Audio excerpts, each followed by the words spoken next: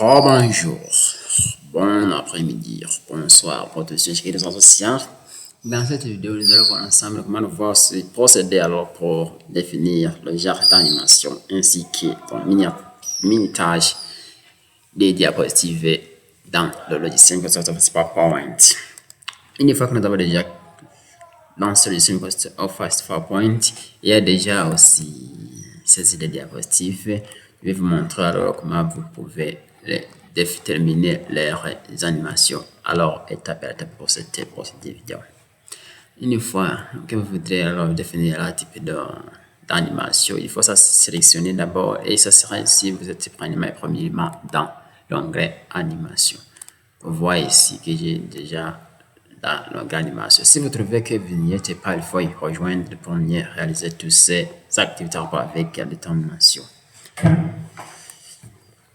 Alors, une fois que j'ai déjà rejoint la longue animation, je clique sélectionner lorsque je voudrais animer et puis je vais cliquer sur cet outil pour choisir le type d'animation parmi ceci.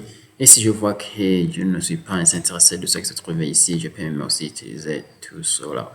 Fractionner ou bien balayer d'autres, ou bien je peux utiliser autre effet d'apparition. Ici, vous voyez que j'ai des autres effets d'apparition. Puis par exemple, je vais choisir rotation et puis je clique sur OK.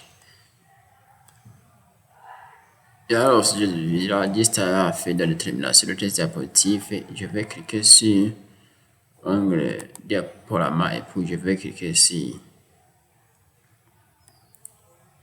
diapositive personnalisée pour déterminer les diapositives. Et si ça ne me concerne pas, je peux même me laisser. Et pour le deuxième aussi, je peux cliquer sur diapositive sur 2 diapositive. Je la sélectionne et puis je vais cliquer sur animation. Et puis je vais cliquer sur cet outil pour ajouter une animation. Vous voyez ici. Je vais cliquer sur l'autre effet d'apparition. Et puis je vais cliquer sur toupie. Vous voyez ici. Toupie. Et puis je vais cliquer sur OK. Et puis j'enregistre. Pour les autres, c'est tout à fait similaire de la sélection. Et puis je vais cliquer sur ajouter une animation. Et puis je vais utiliser aussi autre effet de diapositive. Je vais mettre tourbillon. Et puis je vais définir OK. Et puis j'enregistre. Pour la troisième, c'est tout à fait similaire de la sélection. Et puis je vais cliquer sur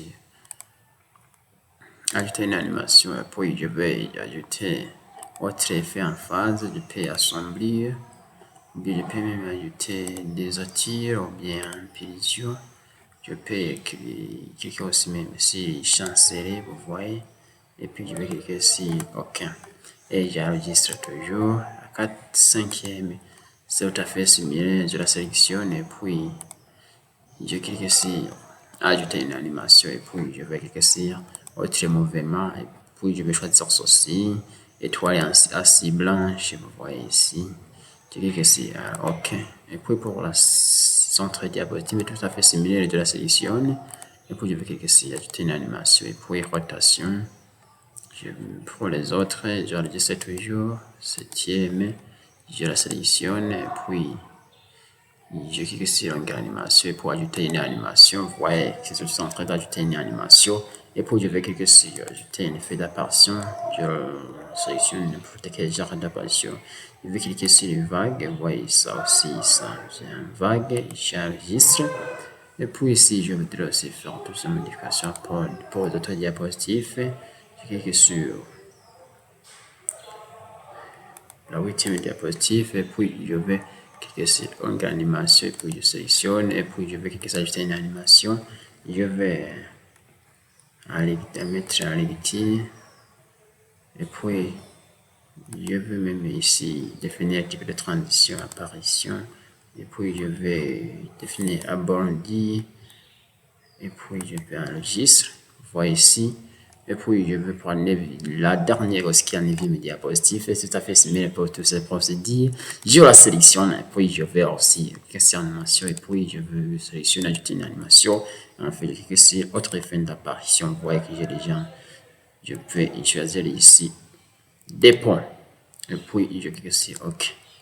Je vous remercie alors pour votre écoute attentive et pour la prochaine vidéo, je vais vous montrer alors comment vous pouvez aussi personnaliser tous ces diapositives. Je vous remercie beaucoup.